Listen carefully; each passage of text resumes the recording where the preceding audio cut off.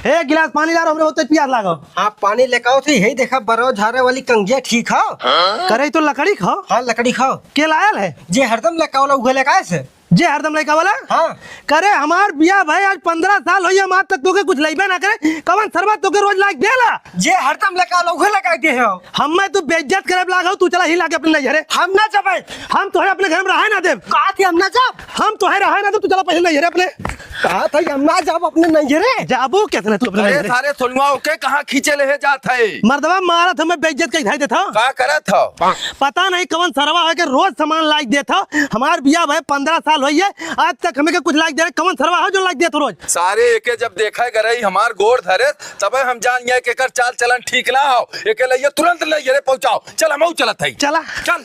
अरे बाबूजी हम कहा थी हमरा नजरे में मत लइया। नहीं तो हमरे घरे रहा लायक ना है तो के तुरंत हमने पहुंचाई बात। अरे बाबू तो यार गोड़ घर थे। नहीं चलता है। चला अपने नजरे आइयो जितना तो सामान मंगाओ के मंगावा। ए समझी भाई का समझी भैया। तो आर बिटिया तोरे घरे पहुंचा दे। अपन बिटिया तू रखा हमरे घरे रहा लायक ना होई।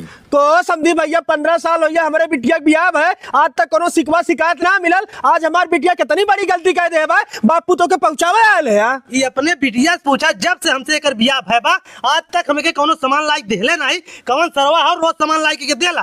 काहे गवैया ऐसा करत है। इतना बड़ा इल्जाम काहे हमारे बिटिया के ऊपर लगावत है। इल्जाम ना लगावत है ये सही बात हो। कैसे हम मानी सही बात भाई। तुम्हारे गांव का लड़का है बियाह के पहले एक सामान देता रहा। बियाह भय बाद हमरे के यहाँ सामान पहुंचावाला। तू लड़के को पहचान गया बा। अच्छी तरह से हम पहचाना थे मर्दवा।